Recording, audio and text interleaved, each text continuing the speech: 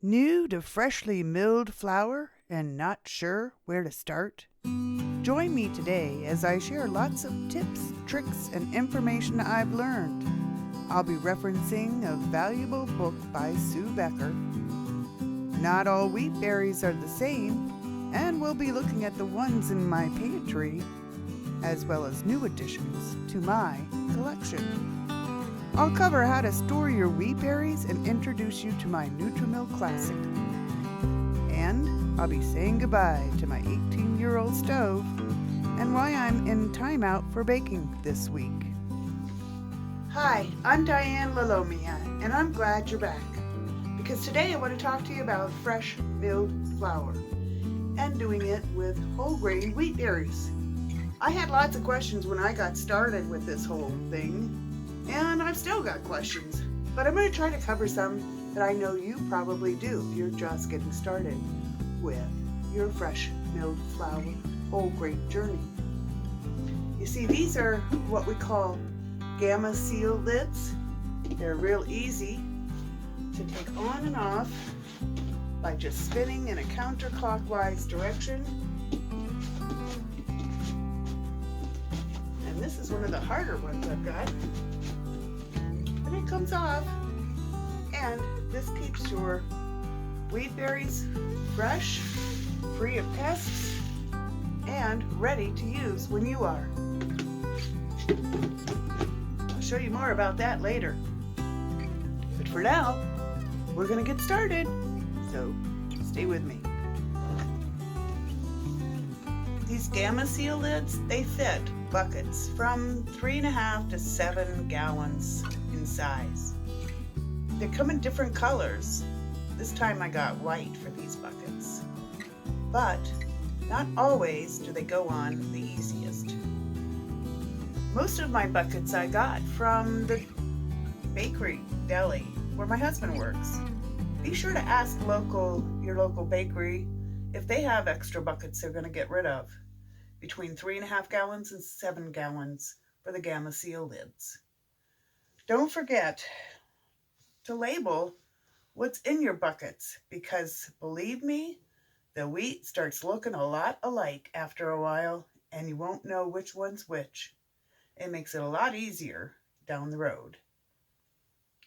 I use oxygen absorbers in the buckets. There's even more buckets. I'm telling you, there gets to be a lot of buckets. Once you get started, it's hard to stop. My buckets here have some rice and more wheat berries, but I've marked them all so they're easy to find. The buckets we got from the deli were pretty easy to get the gamma seal lids on, with the exception of one bucket that was a little smaller than the gamma seal lid.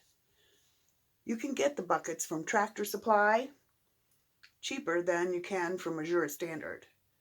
But the gamma seal lids I found were cheaper at Azure Standard, so you might want to price it and see what's best for you. But the Tractor Supply bucket was the hardest, and thanks to a tip from a Facebook group, Fresh Milled Flour, Laura, I appreciate the tip that you gave about using a hairdryer on the inner ring, inside of that ring that goes on the lip of the bucket, to heat up that plastic and make it more pliable so it goes on easier and doesn't fight. I found that using both my hands and knees to put equal pressure on that ring to put it down equally instead of one-sided worked a lot better. But even when I tried with the Tractor Supply, I was trying to film it and it was probably best as an outtake. It got deleted. But the dryer trick worked great. And I want to give you a thank you very much. Appreciate it. And don't forget, if you haven't already, join the Facebook groups. Fresh Milled Flour is a great one to get started with if this is your beginning. That's where a lot of people learn stuff, and YouTube videos. So anyway, you can see some of my pantry behind me. That's because I'm in a guest spare room. You may have different places to store your grains. It's best to store them environment that is conducive for food, but I've heard of some people that have stored them in outdoor sheds with no air conditioning, no heat. Well, it's in Florida, but it's high humidity. And they have these buckets and they don't have any problems. That being said, don't expect to be able to put a paper bag with your grain, which they typically come in, and expect it to be able to store, because you need to have it in one of these buckets or something that is much um, more pest proof than a paper bag. So join me at the grinder. We're going to get started. I'm going to show you how to use that too. So this is my little corner for grinding my flour. There's always some kind of little corner somewhere that you can set up your grinder and leave it so it's easy to access whenever you need to grind your flour. I have it on an old sewing machine. It doesn't really matter what you've got, but set it up somewhere where you've got sufficient light, a counter space or somewhere to set things down. I have it right next to my freezer. My chest freezer comes in handy as a little extra table when I'm working. And of course, as a zebra, a painting I did, I have to be careful about what I eat, and that's why I got into freshly milled flour. I'll be talking about the nutritional levels and why later. Right now I want to introduce you to my Nutrimill Classic grinder. Come on, I'll show you. This is my Nutrimill Classic grinder. Kind of looks like R2-D2, doesn't it? With the bowl on top. Well, I keep it stored here because it keeps the dust out of the liner of my basket, my banneton, as you will, and it keeps the dust out of the grinder through these holes that it allows for easy viewing as you're grinding. I don't want to run the grinder right now because it's loud, but when I go to grind, I have the top button for the motor at about the 12 o'clock position, and the feed rate. When I start the grinder, first I put the grain in the grinder, then I turn the grinder on. Some other models, other grinders, want you to turn it on first and then add the grain. Make sure to check your manufacturer's directions for how to use your grinder. Once I get the grain into the hopper in here, then I'll turn it on and I turn it all the way on the feed rate, all the way to the right, and then back to about the 11 o'clock position. That is where it opens up to let the grain fall down and get ground. And you want to open up that hopper to start with, but then minimize till you hear about the sound that you want so the grains are going through appropriately. You don't want to sound any high-pitched crazy sounds. But 11 o'clock is about where the manufacturer for the Nutrimill Classic tells you to set the setting. The main thing that you have to remember before you start grinding is to make sure you've got your base here pushed in far enough. I'll show you on a picture that there are two lines that say yes and no. You've got to be pushed in far enough to see yes. If it's not in far enough, you'll see no. So make sure that is lined up. This comes out real easy, slides out. Mine has a sticker that's wearing off, but it doesn't make it any different for usage. There is the place where the flour drops into the bucket here. And this is a filter that is removable and washable. It needs to be cleaned out, obviously. This week we're going to be cleaning the grinder. That's another thing. You don't want to be using this when it's wet. Make sure it's thoroughly dry before grinding, or otherwise your flour will be wet and cement. Now the lid comes off with a twisting motion, and it only fits in one way so that you can't get it wrong. When you open up inside, you'll see this little cup. This cup catches any extra flour and needs to be emptied each time it's used. I don't wash my grinder every usage, I do, but I try to wash it about once every week or two to keep it nice and clean and not let things get too yucked up. That's the inside, and I like the Classic grinder because all the flour dust is contained inside this and not all over my counter. When I'm ready to return, I just slide it in there till it says yes, and I'm ready to go again. Yes, it will make some flour dust. So I've got a silicone mat down that's easy to wipe up and clean up, so my furniture isn't totally ruined, even though it's not new. But that's my classic grinder. Everybody has their favorite. This one I got in 2012, I think, and I really am very happy and continue to be happy with my Nutrimil Classic grinder.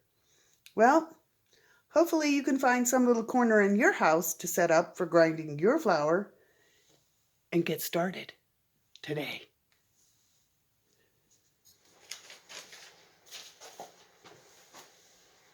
Well, the variety of grains that I've managed to get here in my pantry has increased by a couple since you saw this display before. I've added einkorn and today gotten emmer wheat berries added to the mix. So I'll be discussing the various wheat berries as time goes on, each having their own separate video to give you more information about each, in particular wheat berry and baking with it, its history, and other information you might find useful. Today is kind of an overview, so I'm going to just give you some of the pointers that I have to share with you.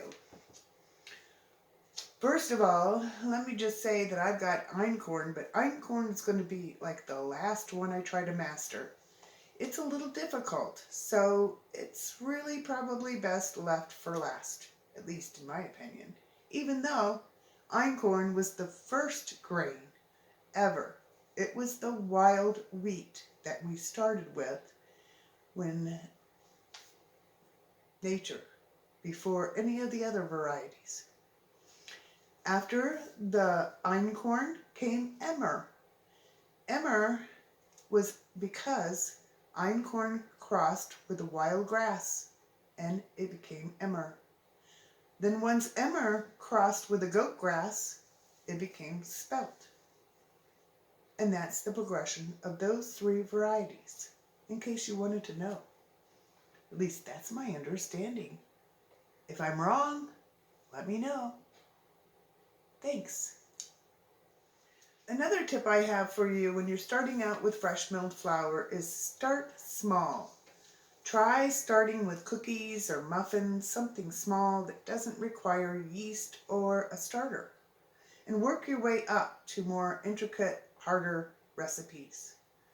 Don't go running off and try to convert your favorite Aunt Jemima's recipe into a fresh milled flour recipe, because, well, you could try it, but you'll be probably frustrated because there's some learning curves to working with fresh milled flour.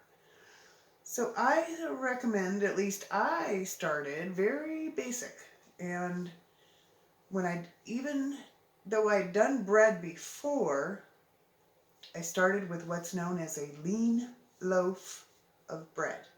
In other words, it didn't have milk, it didn't have sugar, oil, butter, all those other enhancements, enrichments. It was just the plain, lean recipe for bread. Flour, water, salt, and a leavening agent, whether it's yeast or starter if you're doing sourdough.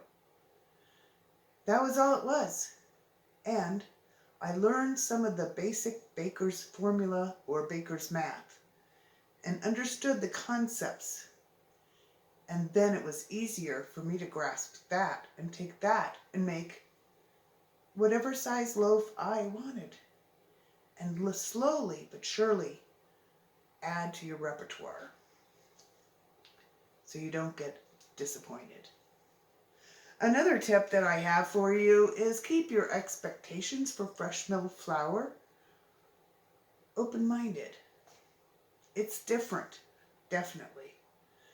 First of all, let me just recommend that you give yourself grace when you use fresh milled flour for the first time in any recipe. whether it's the first time or the last time you baked. Be kind to yourself. Don't beat yourself up. It's a lot different than all-purpose flour, and there will be mistakes or not so great cookies. For instance, I'll show you what I did yesterday.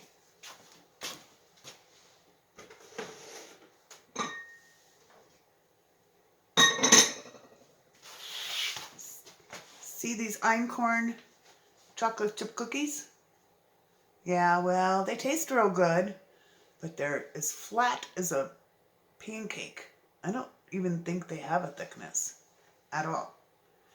I used baking soda. I actually used more than the recipe called for. But obviously, I have something to learn. But I'm not going to throw away the cooking yes yet. I'm going to learn what I did wrong and make a better cookie next time. So that's how you have to deal with it. You see, fresh milled flour is a whole different ballgame from all-purpose flour. All-purpose flour has no bran in it. It has no wheat germ in it, the oil or vitamin E that's so nutritious. It's a drier flour, but it's been sitting and is oxidized. So that all-purpose flour will behave totally different.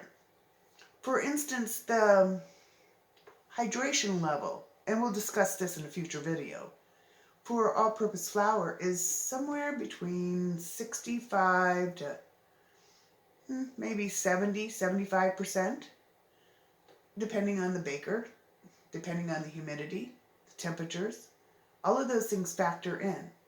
Your flour, it depends. But bakers will have a hydration level of that amount because that flour soaks up the water very quickly. But with fresh milled flour, it's even different than if you buy a bag of whole wheat flour from the store, because that hasn't got all the germ and it has been milled some time ago. It has some bran added it back in to make it classified as whole wheat. But freshly milled flour is a whole grain that you've just milled. That is going to be a whole different ballgame. If you buy the bagged flour of so-called whole wheat, the hydration level is typically somewhere in the neighborhood of 70, 75%, maybe 77, give or take. However, when you have freshly milled a wheatberry and it has bran in it, it needs a higher hydration of approximately 80% or even possibly higher on most of the flours. Now that's not always true, but I started out at 77% with my fresh milled flour, and each time I want to increase it, I'll only do it by about 2 or 3%.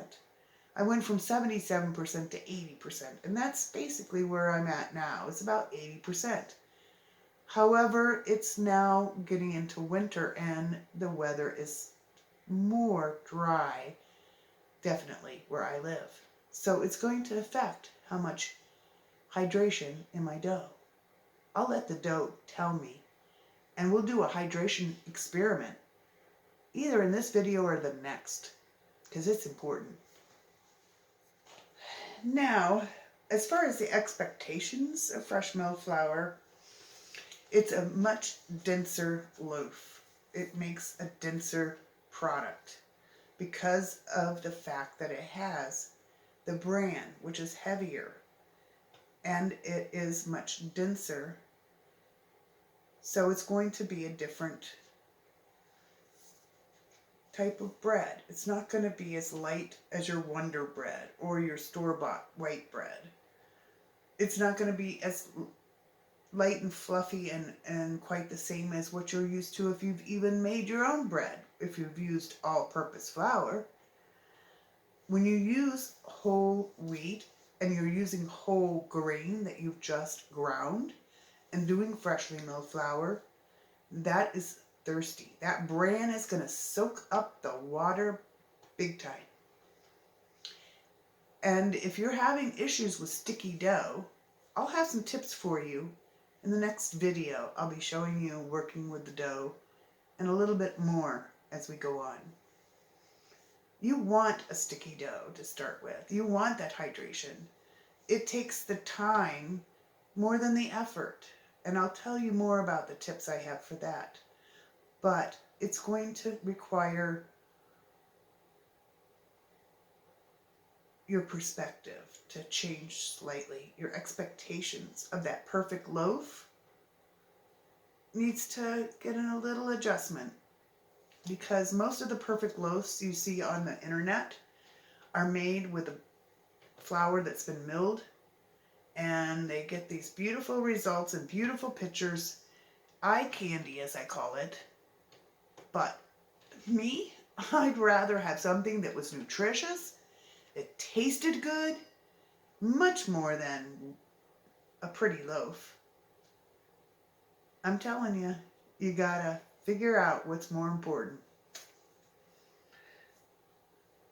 Now there's a couple of ways around this dilemma of sorts. You could sift the bran out of the flour that you've ground, and that's often recommended when you're doing pastas or pastries, so that you have a smooth flour and you don't have those shards of bran in it. You want bran in muffins, not in your pastries. So you can sift it out, and then you've basically got the equivalent of the bagged whole wheat flour that some of the people on the internet are doing their loaves with, or the recipe books might be using when they're using a whole wheat flour. They'll distinguish for you, or they should. Another way to do it is you use more water or less flour, and it depends on the particular wheat berry that you're working with, what its nature is, and how much water or flour you should use. For instance, with soft white, with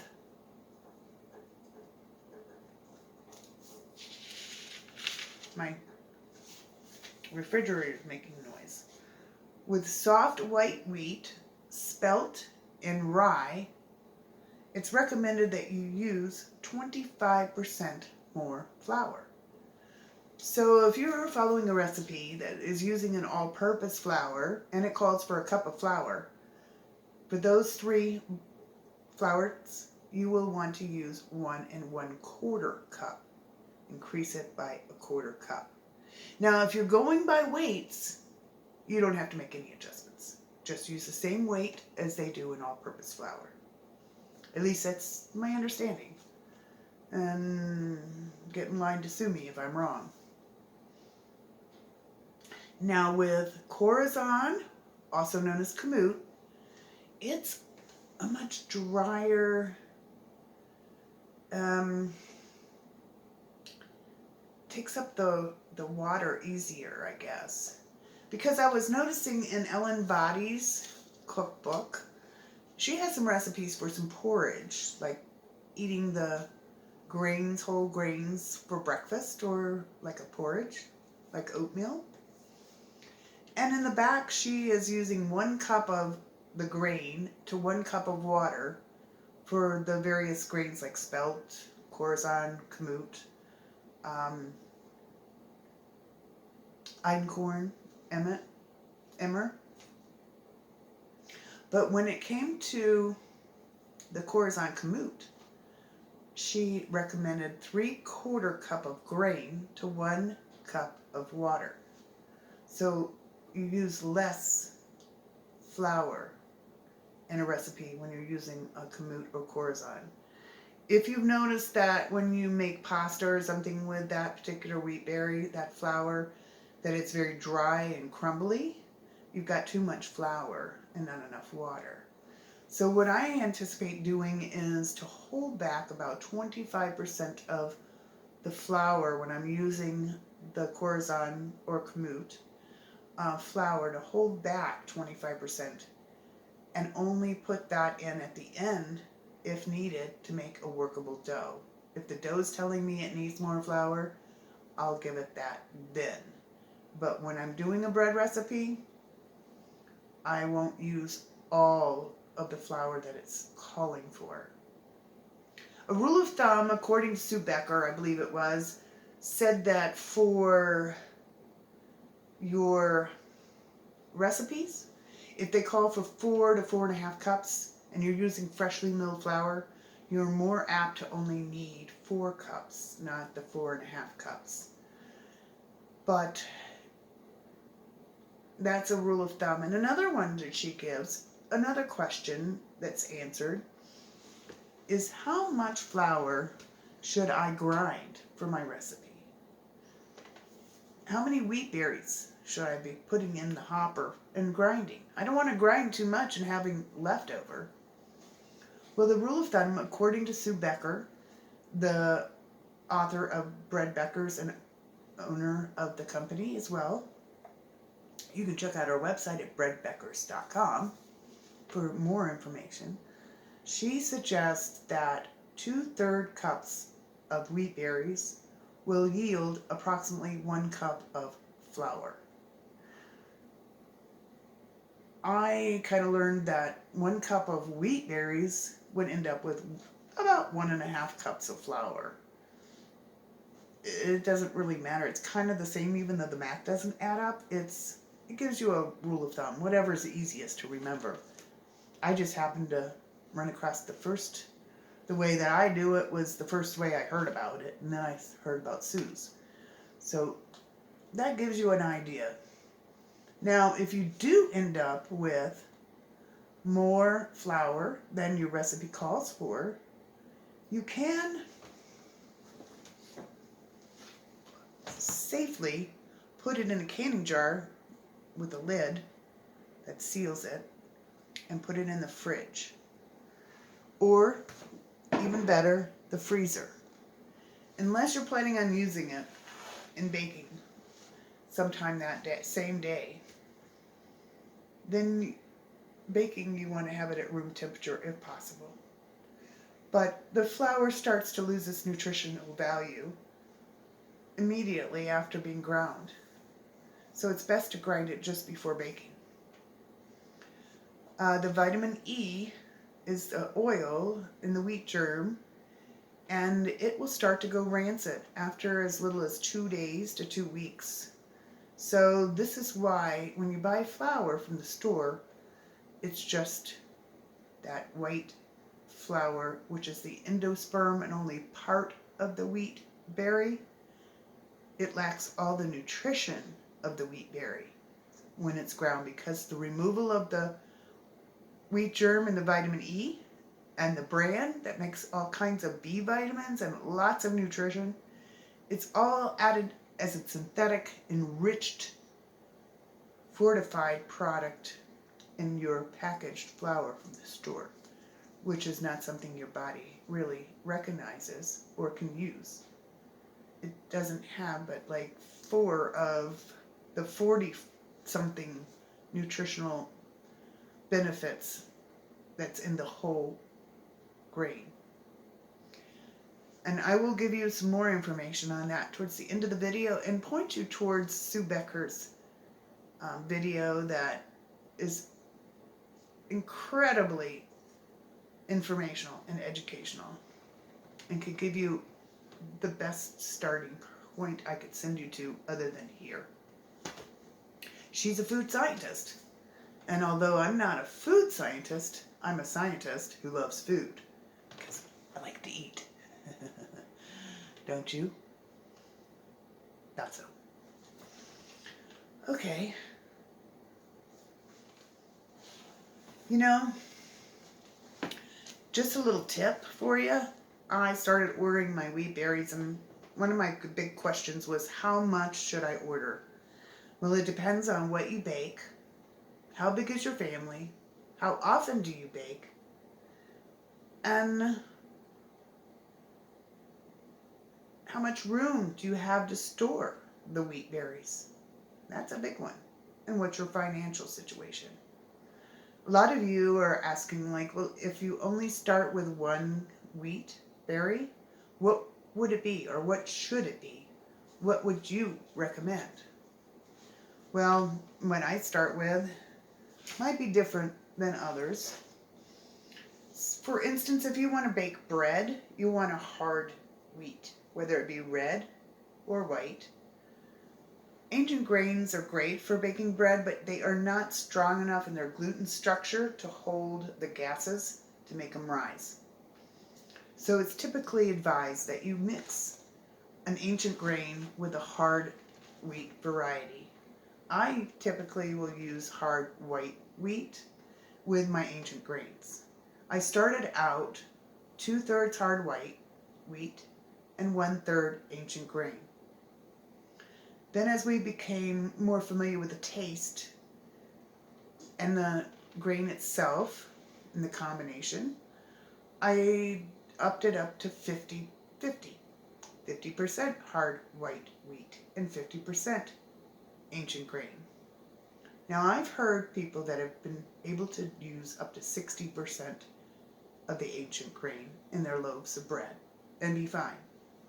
Some have tried it 100%. Me, I'm not sure I'm that adventurous, at least not yet. But it made me realize I needed twice as much hard white wheat as anything else because I went through the 25 pounds and already had to order another 25 pounds. But of course, I was going gangbusters at the time, trying to figure out the perfect loaf. But if you want to do pastries, cookies, and that sort of thing, you want to have some soft white wheat. And it's good to combine it with a hard white wheat. That way you have kind of a combination of the best of both worlds. If you need a little bit of a rise for, let's say, rolls,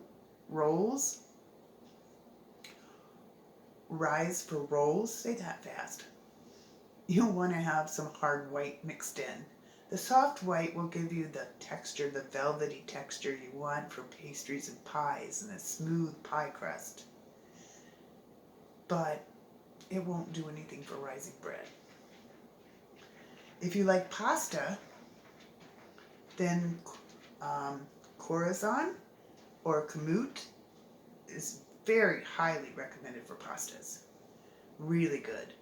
Now spelt is good for bread, rolls, cookies. It's good for a lot of different things, so it's pretty versatile. But there again, it's an ancient grain, so you'll need to have some hard wheat if you're going to make bread. At least it's recommended until you're a little more familiar. So those are some recommendations that I can give you. You just have to figure out what you like to bake the best and how big your family is and how often you bake. There's only the two of us, and really for me, my quest was finding a good, perfect sandwich loaf for toast, for sandwiches. That was my goal, and that might be yours. And if you were looking for a good sandwich loaf, your choices are so many. You can have a collection. It kind of gets addictive. You know what I mean? Be careful. One wheat berry, and the next thing you know, you got buckets in the other room. Oh. You won't believe all the nutrition in whole wheat. Packed with vitamins E, B2, B3, B5, B6, B12, vitamin K, B1, B9, and choline. Not to mention minerals of calcium, iron, magnesium, manganese, phosphorus, potassium, sodium, zinc, and selenium. Did you know that Harvard's nutritional information indicates whole grain consumption results in significantly lower rates of heart disease and stroke, development of type 2 diabetes, and death from all causes. That's a good reason to be eating whole wheat.